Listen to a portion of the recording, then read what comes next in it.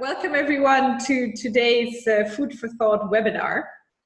And if you've done one of these before with us, welcome back. We're going to talk about marketing today, and I'm really pleased to have Michael here, who I'll be introducing in a second. And Michael, please feel free to add everything that I'm forgetting, because there's many parts to your job, obviously. Just to kind of tell you a little bit what's coming up in the next couple of weeks, if my computer doesn't freeze, which it always does. So it has done that. But we have great webinars coming up. Let me restart this. There we go. So next week we have a session about virtual M&A and private equity. So slightly different topic than marketing and organization and work, which is what we've discussed mostly until now. Then we have a session on actually with a really interesting health practitioner about mental and physical endurance for working from home, which I think many of us can relate to right now. And then we're going to have a session with one of our colleagues who is one of the world's experts on paradox theory, to kind of talk about how you can look at the global health pandemic through a paradox lens. But to get back to Michael, so Michael is a good friend of Cass. We've met a few years ago, and he has been coming to give guest lectures and workshops for our MSc in Marketing Strategy and Innovation students, as well as our bachelor students who follow the marketing courses.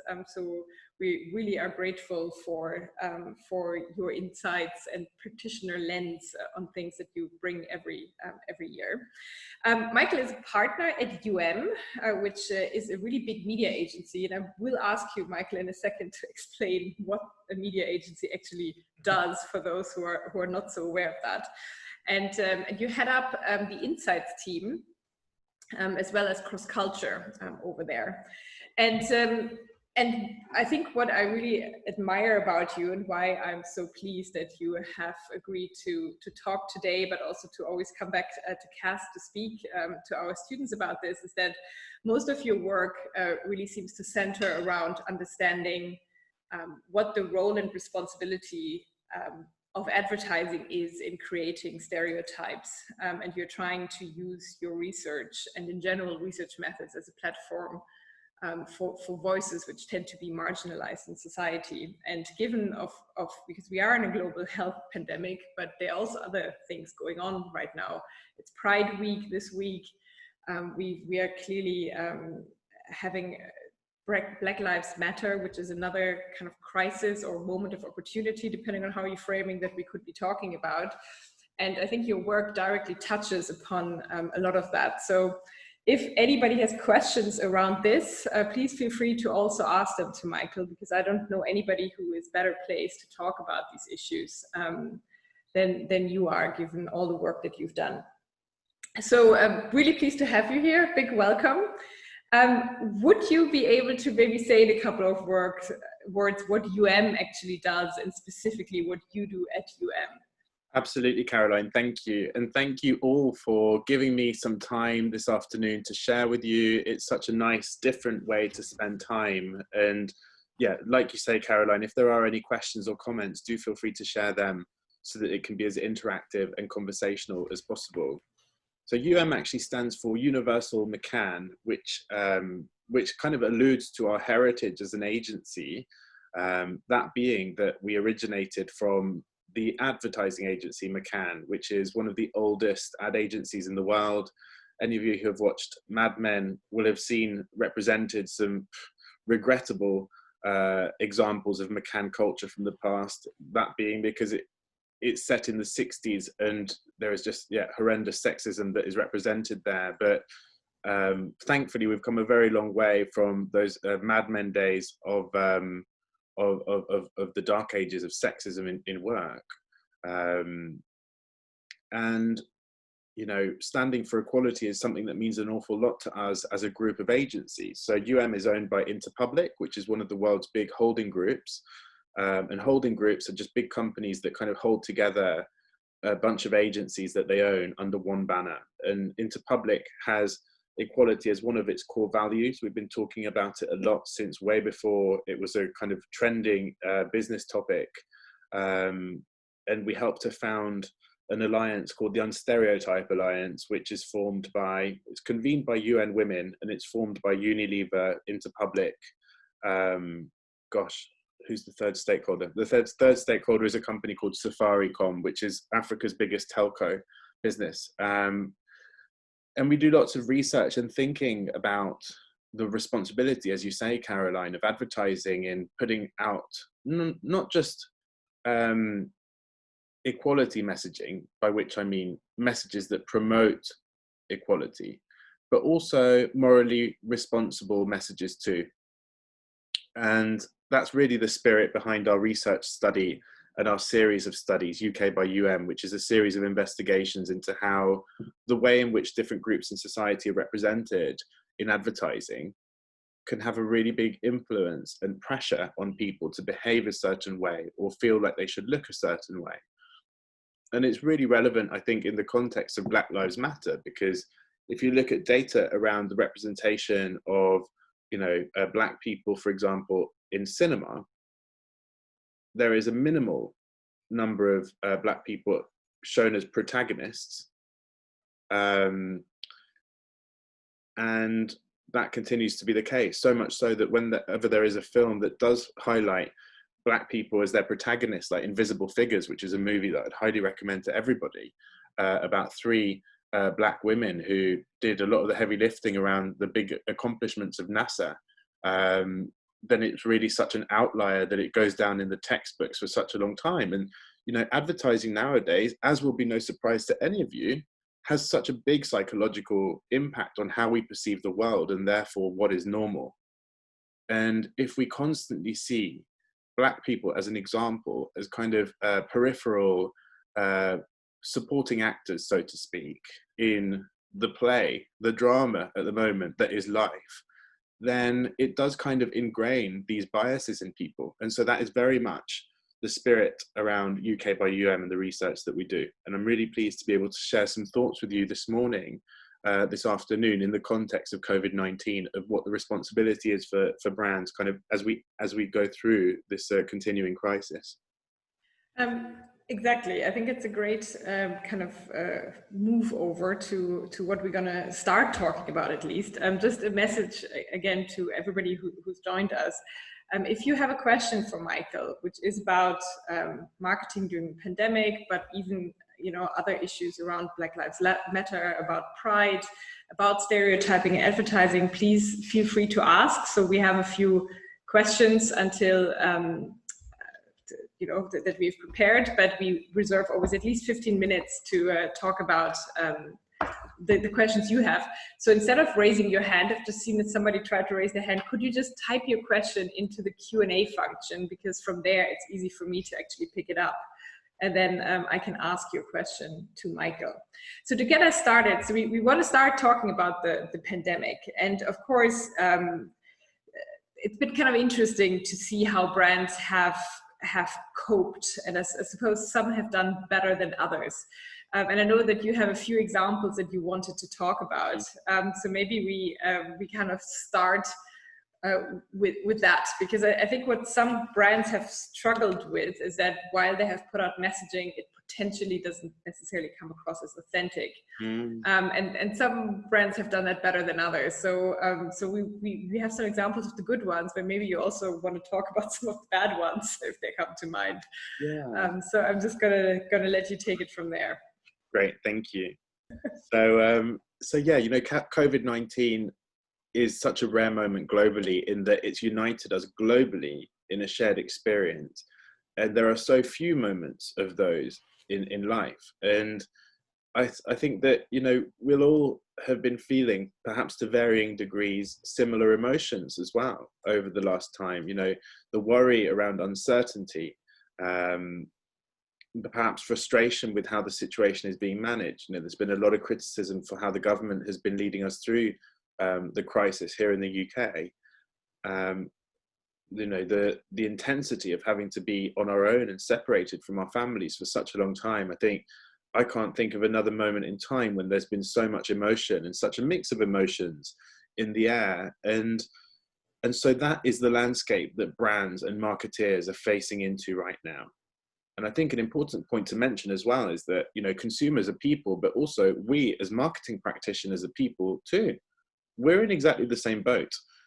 Certainly all of the clients that I speak to and my colleagues at the agency, we're all united in this troubling cocktail of emotions. And in that turbulence and tempest, I think there are two things that I've noticed people reaching for in order to endure and weather it all as well as possible. And I would say that they are, first of all, community. You can really see communities just coming together.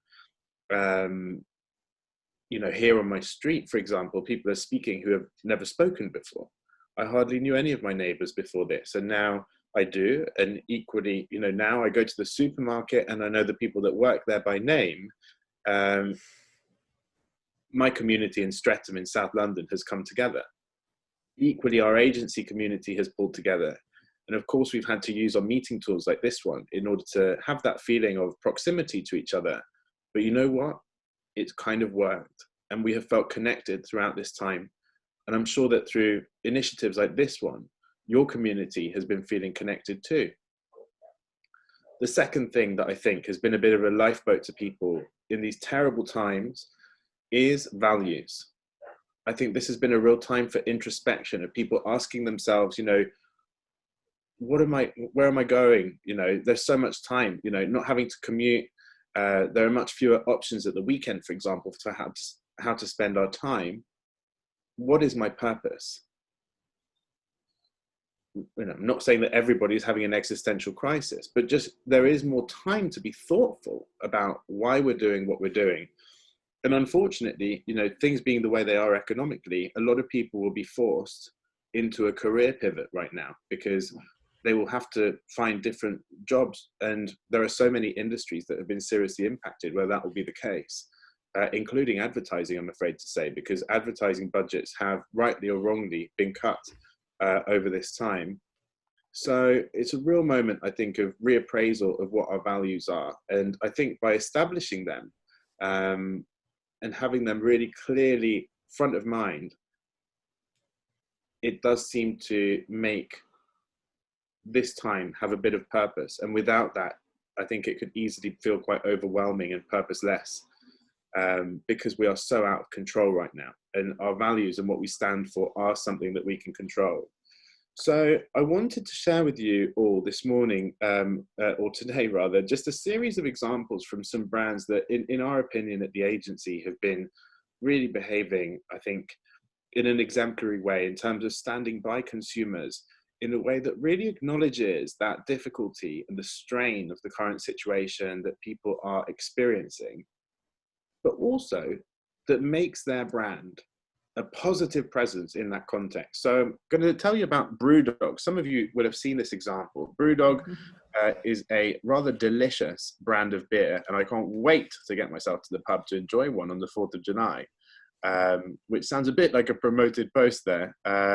Not a sponsored mention, just very, very tasty beer. So this one, this example is about how Brewdog have repurposed their brewery in order to produce hand sanitizer, which they have supplied the hospitals of Scotland with, because there was a deficit of that, especially towards the beginning of the pandemic when we were obviously not fully resourced for what was to come. So I've just got some words here around, you know, how they justified that decision. What did they say? They said, "We are determined to do everything we can to try and help as many people as possible to stay safe. Just to be clear, we will not be selling the sanitizer, but we'll be giving it away to those who need it." You know, the whole spirit behind that statement is about generosity, and it's about making yourself useful in a practical way. And it's about standing back as a brand and identifying what are the consumer needs, in this case, a very practical one of keeping hands sanitized, and how can the company be repurposed and restructured, if only temporarily, to serve that need. And what a brand statement. It generated a lot of positive mentions on social media. And it's a courageous one as well, because Brewdog's revenue will have been very seriously impacted over this time, precisely because the pubs are closed. And so the only trading they can do is through retail. And that, I suspect, is a minority share of their revenue. And so they are on a back foot at the minute when it comes to how much money is coming in the door. And so this is a really long-term, long-sighted decision to do the right thing and hope that that decision will deliver profit later on, because they did the right thing. So, and as you mentioned, they didn't really advertise that in any way, right? They obviously communicated about this on social media, but that's it. So they didn't also try to use it in any other way. It's such an important, if I remember point, Caroline. correctly. Yeah, it's such an important point. The way in which they delivered the message was, as you say, understated. They did not promote it. I'm sure it was PR'd. I'm sure it was PR'd, because it did make it into a lot of the press. But I think just the fact that they didn't put paid support behind the social media post, but instead they lent on word of mouth effectively, it did give it just this feeling of, back to your point, Caroline, authenticity. So I think this really goes down as a very powerful case study for how a brand can help consumers and really stand out during this crisis. So hopping on to our next example now. So I'm taking you guys into a slightly more chic territory than the pub right now. So this is a studio, an atelier of LVMH. LVMH, the producers of Louis Vuitton. They've got tons of brands. In fact, I'll read some of them in just a second. And you can see here that this person is using their textiles factory to produce PPE, which is personally protecting personal protective equipment. Yeah. Thank you, Caroline. You can see you're well versed. You're somebody that's preparing an institution for return. And so they're making gowns, and also they did the same of repurposing their fragrance houses. So I've got some of the detail here. On March the 15th, LVMH Group mobilized production facilities at several of its renowned perfumes and cosmetics houses, Guerlain, Christian Dior, Givenchy, to retool their production lines and make hydroalcoholic gel. So they have deployed that. They also use the Bulgari factory, which was, I think, in Lombardy, which is the kind of real red zone from the beginning of all of this back in Italy. What a statement. And again, you know, luxury has been so seriously impacted. I've got some data here from Chanel. Bain consultants have forecasted that this year Chanel will have a 35% decline in their sales, and H&M have just reported actually in May a 50% decline in their sales. So, you know, fashion this year is not going to have a prosperous year, which raises other interesting COVID-related questions about, you know, why do we buy those products? You know, luxury is arguably a performance. That I'm not buying my Chanel, you know, tie because there is nobody to perform that luxury in front of. And so LVMH, I think, very early cottoned on and realized that insight and thought, okay, well, if this year is not going to be our most abundant and prosperous year, then what year will it be for us? How will we go down in history this year? And it is about having made a practical difference at helping people, again, with these sanitary products at this time. And what will the effect be? Well, it will mean that when people think of them in future, that is a fragment of information. Yeah, they will remember that. Right. So moving on now, please, Caroline, to our next one. We can do our ritual of exiting and re-entering. I like it. So we're moving on to Headspace now, which is an app that I would really recommend as well to anybody on this call who might be having a difficult time. Early into this crisis, I was having a terrible time sleeping, with horrible nightmares and just, who knows, some kind of Freudian or Jungian interpretation of all the horror on the headlines and everything. It was bad sleep. And I took the decision to subscribe to Headspace, which I'd previously thought was a little bit on the expensive side. It's about £10 a month. And I have got so much value from it. It's full of meditations, It's got these amazing things called sleep casts that you play when you're going to sleep, and it just like absolutely sedates you into sleep. It's fantastic. And it's been so good, actually, that a few of us at the agency have actually secured a license for all of us at the agency to have it. And it's made a big difference. And this statement from Headspace, I think, is such a powerful one. They have made their app and all of its content free to people who are unemployed in America. They just announced last week that they're going to extend the same offer to people here in the UK. And not just unemployed people, but people who are on furlough. So if there's anybody in those circumstances on the call, then you should definitely look into this by visiting their website. But, you know, this is a really courageous move. It's about giving away your content at a time when arguably it has never been more valued. And again, this is about a brand behaving with values and identifying the need out there amongst consumers. And doing the right thing, not because it's necessarily profitable, but because it's the right thing. So we'll skip on to the next one. So we're moving on now to a very special couple of examples, and that's because they're clients. So Spotify, I won't dwell on this too long, but it's an amazing initiative that Spotify have got off the ground, where they've invested $10 million of money into supporting up and coming artists and musicians, because, you know, the current paralysis of the entertainment industry means that gigs, concerts of any description, any size, clearly are not possible. And so that underfunding, undernourishing of up and coming talent is very worrying for musicians. And so Spotify have made this $10 million grant and series of grants available to up and coming artists, and it's made a huge difference to them. And so the story here really is that Spotify stands for music and culture, and they've seen that not just a consumer problem, but I guess more about the fabric of society. Culture is a jeopardy here, and they are intervening in order to help in a way that couldn't be more true to who they are.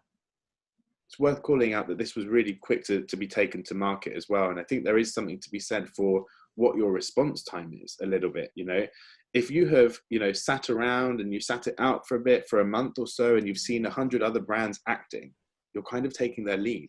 There's an interesting detail here about who was quickest to the mark. And I suspect there's a correlation in those of those who really mean it. Yeah. Because it felt like the natural, instinctive thing to do. Can I interject with one question, because we actually already don't have super much time left, and I want to get a few questions from the audience in. And one is from Ali, is specifically on what we've been talking about.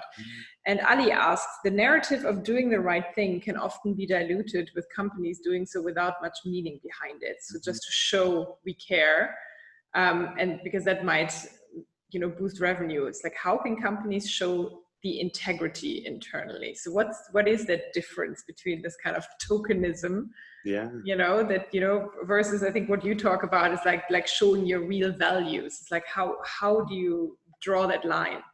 Yeah, well, you know, again, the authenticity point is so important. I think brands making these types of statements when perhaps their house isn't in order, say for example, if there's unethical supply chains going on within their business, they really stand to be called out for being hypocritical if they try and message in this area.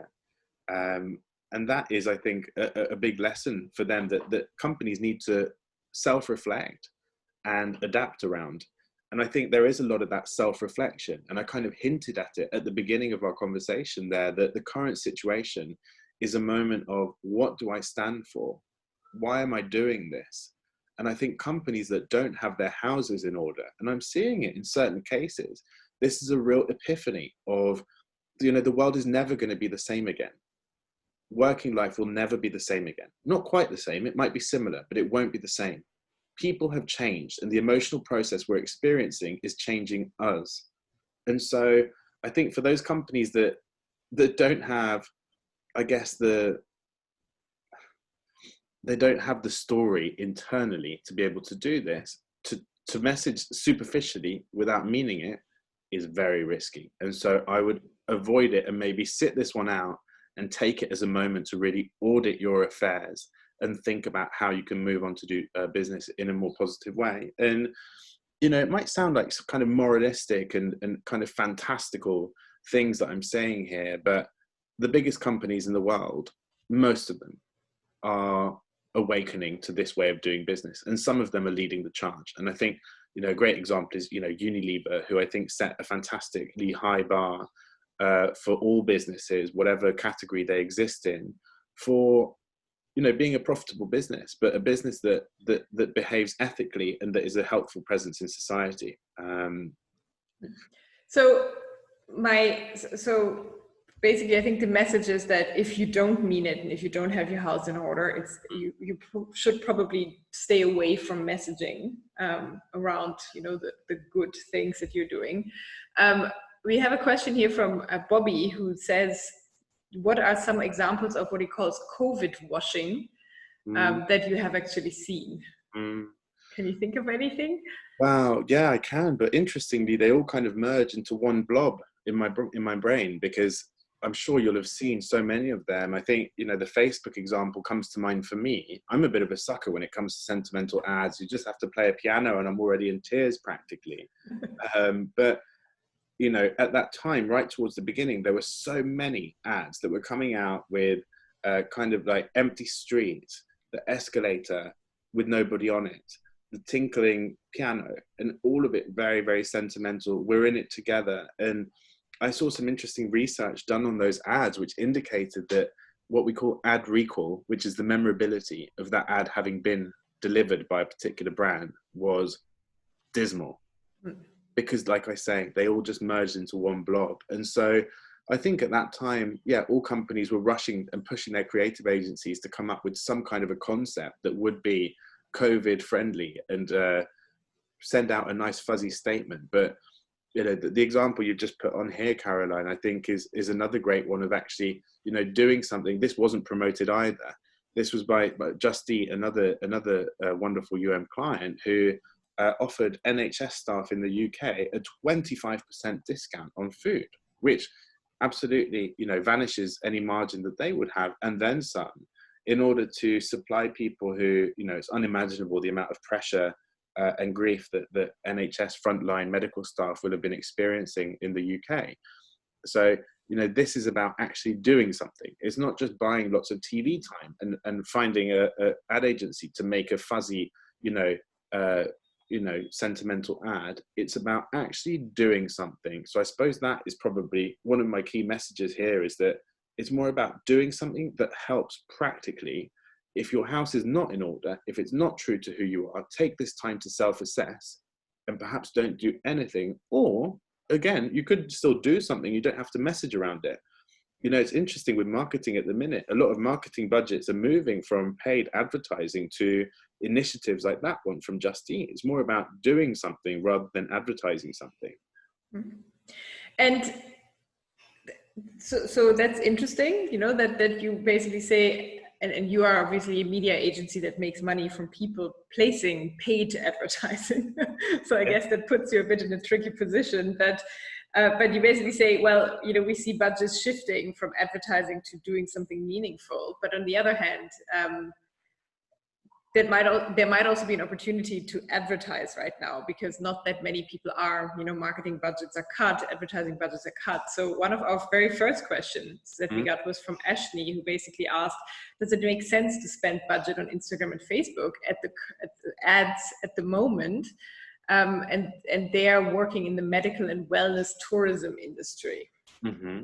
Yeah. So would this be a good time to advertise on Instagram and Facebook? And then we have almost like a counter question, I would say, from Vera, who basically talks about the Stop Hate for Profit campaign, which is a campaign, in case you don't know, which is actually very much against Facebook and Instagram, because the argument is that they haven't taken any action in order to stop the spread of fake news and hateful information. So what's the right way to go at the moment? Yeah.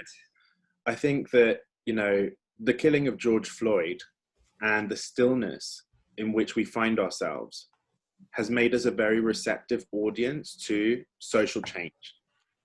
So many Black lives have been lost that weren't George Floyd's lives. And if daily hustle and bustle had been happening, perhaps we wouldn't have sat up and forced through change as is happening. With that change is coming very big searching questions being asked of Facebook and Instagram. Is, you know, of all publishers, you know, the tabloids are very guilty of this as well, of promoting rhetoric that is divisive. I think it's perfectly illustrated in the way the protests were reported by the tabloids, where the Black Lives Matter movement was shown in a very kind of thuggish way, and then the kind of nationalist British whoever the people are was not shown in that same dramatized light. You know, this is a real crossroads moment for the advertising industry, because some big questions are being asked. Facebook and Instagram are, at the minute, a reality and a necessity in terms of reaching people at scale. Why is that? Well, it's because the first thing I do after I finish this webinar, I'll look at my phone and I'll open up Instagram to see what's going on. It's because we're all so deeply ingrained into the ecosystem. And that's without even mentioning WhatsApp, okay? We are all, not all, I suspect some of the more disciplined among us have opted out of the Facebook ecosystem, but most of us are in it, and therefore advertisers need it in order to reach people at scale. But the questions are being asked. And in America, in New York, this conversation is reaching a crescendo. And you know, the question, one of the questions that was asked, I'm sure, is framed by North Face and Patagonia's decision to pull out their spend. And they're not big advertisers. They won't spend very much, certainly not Patagonia. I think if we start seeing other brands, and, you know, it would be, you know, the likes of, you know, some of the bigger brands that I've mentioned, certainly Unilever, for example, who kind of sets the tone and is the pacemaker for some of these evolutions in the industry, then that could be a real changing point. And, you know, back to your point, Caroline, we are a media agency and we need revenue to come in order to, you know, stay healthy. But, you know, one of the big difficult questions that we've been grappling with, and we soon found out the answer, is what do we do if the right thing for the client is not to advertise right now? Mm-hmm. And we pride ourselves, like every good business, I'm sure, on honesty. And we have been partners to our clients in telling them this is not the right time to promote that message or to advertise at all. Maybe we have to be still and reflect for a while, but we'll be ready to go when the time is right again. And that's very relevant, especially for the travel sector. So I sympathize with the person that asked the question there from the travel sector, but you know, we're starting to see signals of hope, okay? There are signals of hope. The last few months have been bleak. There were weeks and months where really there was no end in sight. We would talk about an end in sight, but it was very theoretical. Now that we're talking about air bridges, for example, movement, you know, in Europe, clearly there's movement across borders, as I understand it. There is a return to movement and to some kind of regular life. I think it'll be a long time before our daily habits are similar to before. And like I say, there will be lasting changes. Like at our place, there'll be no chance of people, you know, working in the office 5 days a week anymore. But why would we want to go back to that? You know, this takes me back to my point about how this is a moment of introspection and self-inquisition. Why are we doing things the way we are? Why have we been? And what can we carry forward? And I think that extends as much to people and consumers as to brands. You know, brands querying their own self-purpose, their own, what they stand for. But, you know, some categories are going to be transformed. You know, if I've realized that, you know, I don't need a new Chanel tie every fortnight, then, and I realize that actually the things that kind of matter are keeping myself healthy. You know, I've learned how to run over this time, which I never thought I would be able to do. You know, like I was telling you, I found, you know, meditation, and that has helped my psyche and my emotional well-being. There are such big lessons that we've learned. And certain categories, I think, will never bounce back to exactly what they were. What they were before. That's not to tell a gloomy story for luxury. People will still want their special experiences and they'll still want their treats. But I think just the frequency or the volume of them, I think, will be completely redefined. We had actually a lot of questions about the luxury industry, and in general, we've had a lot of questions that we didn't have a chance to answer because we are already running out of time. So, so for all of you who have asked questions, what we will do is we're going to pass them on to Michael afterwards. Yeah. See if Michael is willing to kind of think about them and give an answer, and then in a follow-up email, we'll provide you with those answers. And thank you so much for your time today. We had so many other topics, people actually wanting to talk about Black Lives Matter, wanting to talk about actually more about where's the line between authentic and inauthentic. So it would be fantastic if we could get you to provide a few more answers to those, and we will share them with the audience. Thank you all very much for joining, and we look forward to seeing you hopefully again next week for another webinar. And Michael, if depending on whether we'll be able to see each other face-to-face next term or online, but I know that you have already agreed to give a guest lecture again, so we look forward to welcome you back for that. Thank you all for having me, and stay safe and stay well, everyone, and just try and connect that idea of optimism, because I'm seeing it on the front line with clients. Things are going to get better. Thank you so much. Take care. Take Bye. care. Bye-bye.